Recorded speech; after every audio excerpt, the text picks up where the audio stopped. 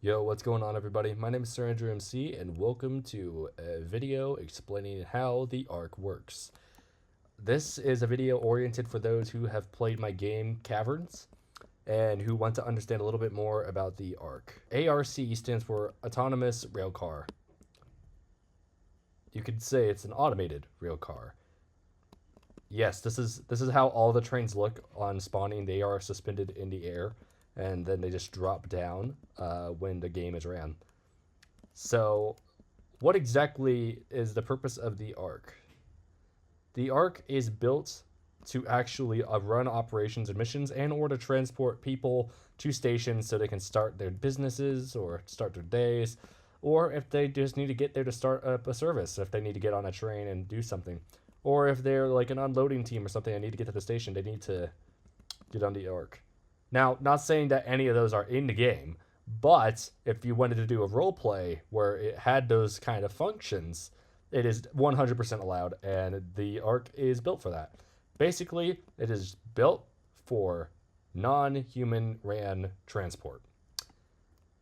So that's what the arc is, and it has the same kind of cars that a manual driven train would have. The only thing that's different is just no driver's seat. That's it. It's literally the same thing, just no driver's seat. How exactly does it work? If you've seen the videos put out there on YouTube by a few other people, like mysteriousrun.mp4, you will see that it is actually autonomous and slows down whenever it needs to. You may notice that it actually triggers junctions or does all this stuff to keep itself running. Like, for example, if it hits this speed right here and it hits it and then it just starts slowing down, how exactly is it getting that information, and how can you use this to your knowledge to operate these when you're controlling it in dispatch? Inside of these detectors, there are several scripts, and I know it's very undeveloper like or developer adequate because that will cause more lag because of all the scripts inside.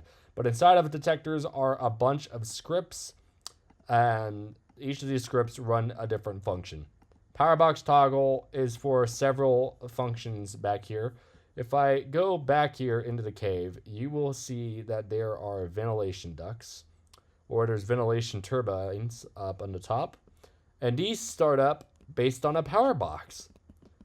Where's that power box? It's all the way down there. But those scripts inside of this detector over here are built to do this stuff. As you can see, they all have different breakers they are assigned to. And that's something I need to... Okay, hold on. As you can see, they're all linked up to a breaker, and they all have their individual toggles. Such as this one opening a door. That will open this door. This breaker controls that door. And there's another detector back here that ensures that it stays open or that it opens. But just in case it closes and they get up close to it, this will open the door for them as a precaution just in case. So that's what a detector looks like. And inside of detectors, they can contain information such as the speed, if they're coming up on a crossing, and if there's a junction coming up. And there are sometimes announcements that will play if you're driving a manual one, such as Junction 1105 or something like that. It would actually probably say Junction 1105 set to no toggle. That is what it would say, because that means that you don't have the junction toggled on your computer to turn. So you'd be going straight instead. And sometimes it will say toggled, which means that it's going to go that way. But how are you able to toggle those junctions using the arc? You could get out of the arc and stop it and switch it like that, or you could on the computer tell what to switch. So how do you know when a junction is going to make it switch? Do you see this right here where it says C? This means computer. This will switch it and read the computer inside of whatever train you're driving, whatever rail car you're driving, and that will be the determining factor of whether it turns or not. So if you ever see a sign that says C, it means it's going to read your computer. So this detector right here. Basically, any detector that is near a junction, it's going to read or anything like that. So see right here, it says C. Here it is, the detector. This is the detector that will determine if a junction is going to turn or not. So how do you operate them? That's a question I'm asked a bit. I've been asked by so many people, how do you drive them? How do they actually work? And to tell you the answer for that, why don't I just show you myself? So what I'm about to do is I'm about to do a demo tutorial of how the arc actually works. We're going to power this on for the full experience.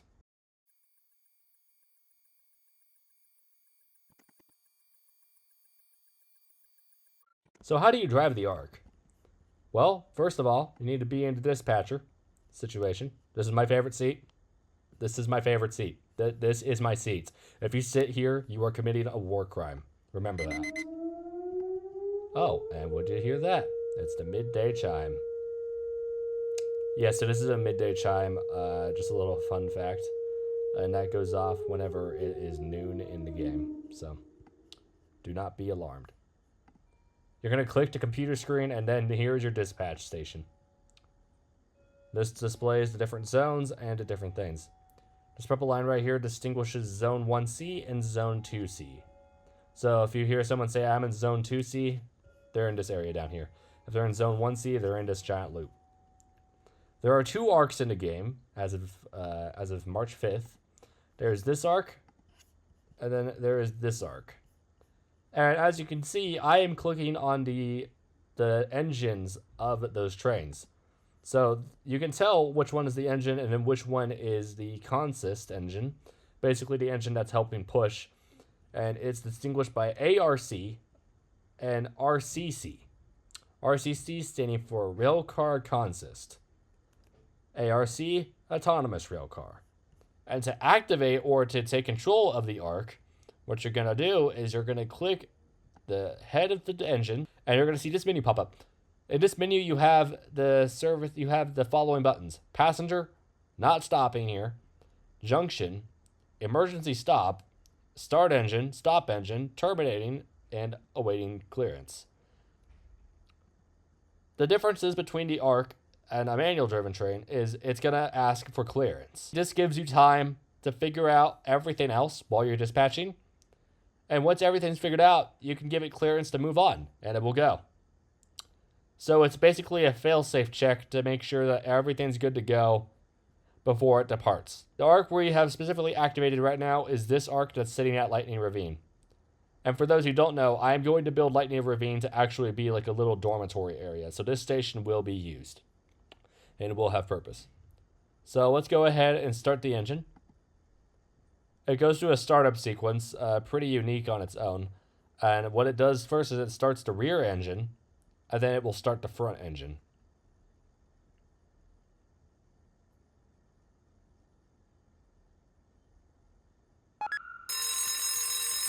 On the map computer, we can see that it is started up, as you will hear the start bell, and you will hear it basically give you a notification that a train has started up.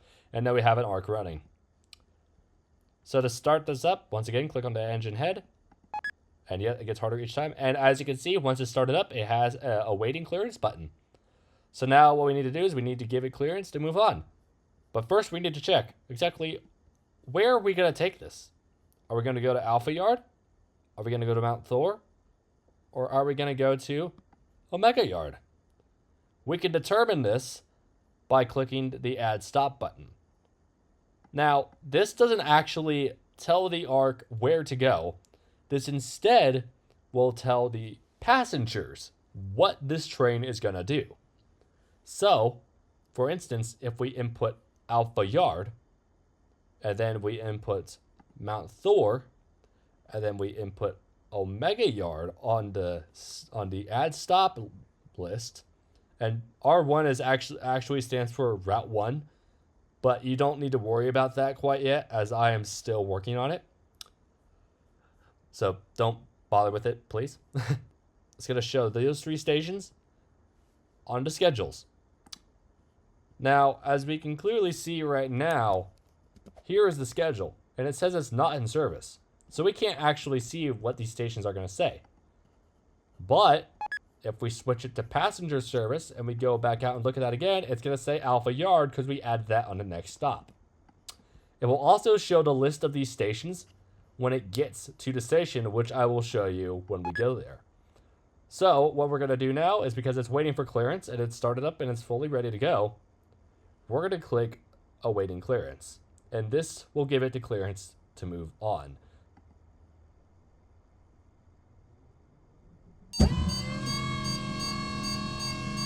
And now it's moving. So it goes past the signal, and as it continues going, it's going to stay at about 40 because the speed limit here is 40. I've also had people ask me, what type of system are we using here to calculate speed? And to answer that, kilometers per hour is what we're measuring, and it's moving. We can see it's these white squares indicate the detectors. These red boxes indicate lockdown switches, which I don't know actually why I added this, but it's there. So, I mean, in case you are ever interested in where those are, there they are. So, yep, there it went. It just hit a detector, and as you can see, it's slowing down because it hit that detector, and that detector transmitted that information up to the cab.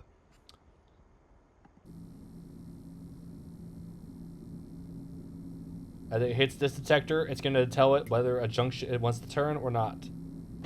And it does not turn because we did not have it selected. Important to note that you will want to hit the junction button if you want it to switch onto a different track. As we can see, it's approaching the station. The rail car approaching this station is a passenger service. Please stand away from the platform until the all clear is given. So, as we approach, it's going to hit that detector, and that detector is marked with a P sign, standing for platform. Now it's going to go on this whole program to make sure that it stops at this station precisely, and then opens doors and closes them. If this was not a passenger service, the train would just stop, open doors, and wait for you to clear it. If it's a passenger service, it will go through this operation.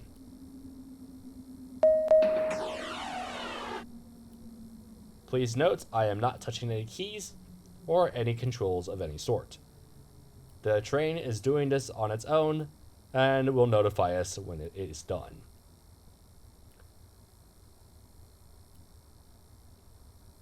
You can't see the screens, but I'll show you what the screens look like once we're done. In fact, why don't we add a few stops to it real quick? And I want to make sure that the power does not go out because there have been some issues recently. No power, good. As you can see, that just popped up and it's asking for clearance. So we'll give it clearance as soon as we can. Let's go ahead and set up the station for Mac Yard. Mac Yard is going to be down there. So it closed doors, and now it's asking us if it can go yet. So let's check. Can it go? Yes, it can. Where do we want it to turn next, though? Well, we see there's no junctions for a while, until right here, J1105, which is where Mount Thor is. So we're going to turn on the junction toggle, and we're going to give it the clearance. When we give it the clearance, the train's going to start going. So now we can just let the train work, and we don't have to worry about anything happening to it.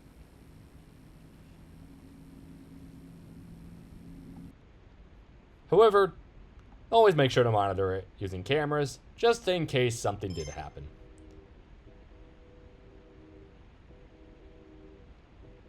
As we have the junction toggle enabled, we will see it cross over that detector right there, and you will see this junction get switched.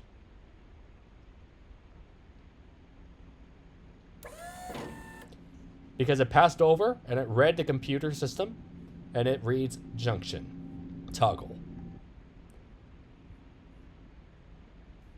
As we can see, it's about to hit that detector right there.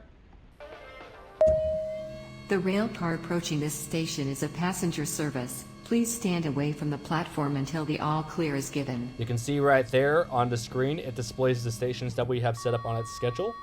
Omega Yard and Mac Yard. And as you can also see, it removes Mount Thor from the schedule because we are approaching that station. When it hits that detector actually goes into the program and it will look at its schedule. And if on the schedule it somehow says Mount Thor, and that's Mount Thor that it's approaching, oh, I'm gonna remove that, it says, and therefore it decides to take Mount Thor off of its schedule. And that is how that is done. As we can see, it's approaching. It's going to stop at the station. Door is open. And usually the loading time takes 30 seconds. It's set on a program to keep the doors open for about 30 seconds and then close them. So we're going to watch this process happen.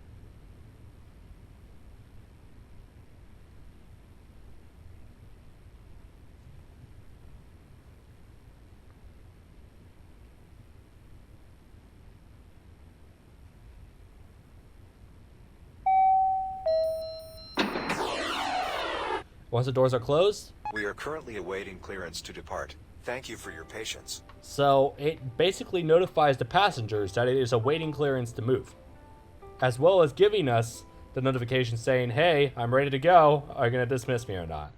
So we're actively waiting. So we can check and make sure that everything's clear to go.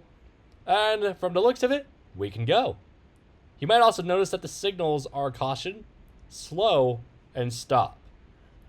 And this is right. If you are confused by why these signals are displayed, you can go read the handbook, as there's a section in there that actually displays why the signals are this way. But, oh, wait a second. The junction toggle is still enabled. And also, fun little fact, if you leave a toggle on and you click the train thing, it will show junction toggle enabled still. So what we can do is we can turn that off and give it clearance to move. As this will basically say, I don't want to turn anymore. So when it goes through that detector again, it's going to say, oh, I'm not turning. Okay, I'm going straight. And therefore it goes. Route is being monitored by active dispatch. For your safety, please do not get up or exit the railcar while we are in motion. At any point we may stop. We are awaiting clearance from it. There it goes.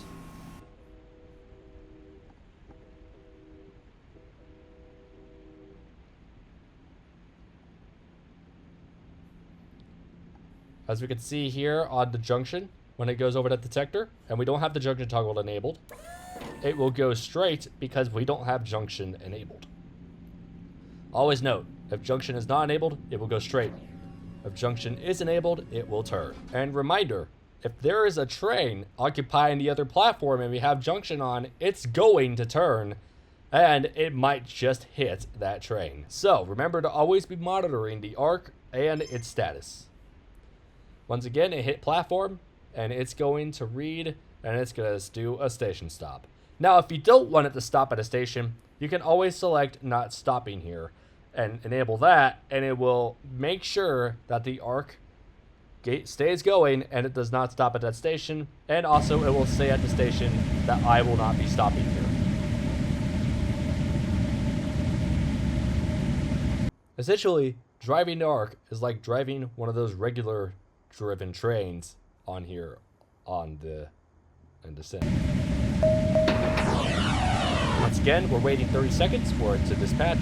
During this time, we can also go make sure that a bunch of other things are working too, such as making sure that people are still going right, people are trains are getting dismissed, and etc, etc, etc. And once we can confirm everything's good, we could just keep doing this. We could do this. We don't have to worry about the train doing all that stuff. Because it's, you know, it's doing its program. It's doing what it's built to do. And then after it's done, we'll get a notification. And that notification telling us that the train's ready to go. Everything looks good on the map. But now we need to study around a bit here. So where is Mackyard? Mackyard is right here. This is the trickiest station of them all. And I still sometimes forget that this happens. As you can see right here, we are going to turn, and here's going to be a junction. This junction goes to Lightning Ravine. We don't want to take that junction. We want to take this junction and it's going to take us down this way, and we want this junction to hit. As you can see, there's a detector right before that junction. So that detector right there is going to toggle this junction. So we need to remember that. This detector right here, indicated by this white box, is going to toggle this junction. Remember, if there's a white box before a junction, it's going to toggle it. So let's go ahead and dismiss it, and I will show you what we're going to do. As the train goes forward, we're going to want to make sure and watch that it actually hits these junctions right on the mark. And yes, it is very easy to forget sometimes.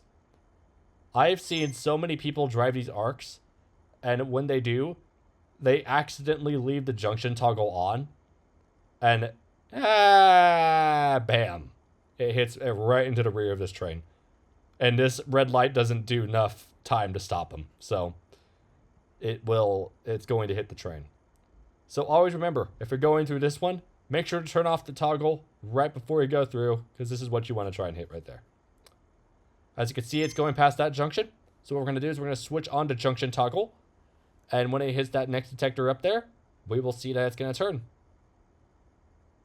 There it did. It went and turned because it hit the box. The thing read it as turn, and it turns. Now, if we keep that on, it's going to go, and it's going to go through here. And then, once we turn through here, we want to turn it off as soon as possible to hopefully let it hit. Also, because this is the last station on our stop, as we can see, there is no more stations for it to hit after this one. We can go ahead and turn on the Terminating service one, as this will notify the station that this is our last stop. Now, here we go. We're going into the turn. We turn. We're going to turn off that junction as soon as possible before we hit that next box. And there you go. Now we're moving straight. As it hits that other detector here. The rail car approaching terminates here. Do not attempt to board this service. Please stand away from the edge of the platform. And as you can see, the station has notified guests in the area that this train is stopping here. And this arc is going to terminate its service. We're going to wait about 30 seconds. We're going to wait 30 seconds for it to finish up. But as you can see, driving the arc is really simple, very easy to do. And as you can also see, the detectors on the ground do a huge part in playing and making sure that it works correctly. Another thing to note is that while you're driving these arcs, these buttons over here, if you click one, basically your computer or whatever you're playing on will become the network host of these trains. Meaning that it's going to run off of how fast your computer can process physics. Which is a whole other topic I need to get into, but I won't today because obviously these videos would be a lot longer if I did. As we can see, doors are closed, and you always want to check the cameras and make sure that there's no one on these trains before dismissing it, if there is anything there. If so, and if there is a security team online for some reason, go ahead and call them and let them know these people need to get off the train before I can send it off. So that is simply a tutorial on how to operate the arc. Once you're done using it, you can either shut it off, leave it there, or move it out of the way for someone else to use. So what we're going to do is we're going to move it out of the way, and we're going to return it to where its origin was. Let's go ahead and dismiss it, but first let's turn off passenger, and let's turn off terminating. We'll now give it clearance, and it may take a few seconds for it to update, and once it has its information updated, it will proceed. As we can see, there are no more stops on the list, and this train is a home-free train. As you can see, it hit a detector right there, and the detector has a, well, you can't really see it, but it says 80. It says, and it has an 80 on it, and that basically told the rail car, oh, okay, now I'm going 80. So it's going to accelerate up to 80 kilometers per hour, and then loop around, and it's going to come back up. There is a posted limit here on this loop that says 30 because I have had a lot of derailments happen. And I would also like to inform you that this is not going to be the end. There will be more added to the map. This is not the end. Repeat, this is not the end. There will be more to the map. Right now, it is just a giant loop. I am going to add on more to the map as soon as we fix out and fine tune some of the bugs for this area, but that's gonna come later. So there will be more to this game. This will not be the end, but we're gonna just let it cruise on back, and we're gonna go park it wherever we can. I hope this video helped. If you have enjoyed playing this game and you just didn't know exactly what you were doing, or you were too busy to go to trainings or anything like that, I completely understand, which is why this video is out here, to help you with the driving of these systems and everything like that. Something important to note too is you can close that window and come back to it at any time, but beware, when you close that window, you are no longer in control of this train, and this train will just be driving until it's put under some sort of command. So as of right now, we don't have the junction enabled or anything like that, so it's going to just go straight and probably end up at this station and wait for clearance. If you enjoyed this video and you thought this was educational, please let me know in the comments. And if you have any other questions about the game, feel free to reach out and I will try and answer them to the best of my ability. Thank you for watching, everybody, and have a great day. Bye-bye. If you guys enjoyed today's video, make sure to subscribe to the channel and leave a comment down below. And if you would like me to make a full tutorial series on this game, let me know in the comments as well. Please consider to join our official communications server on Discord, which can be found in the description below. Have a great day.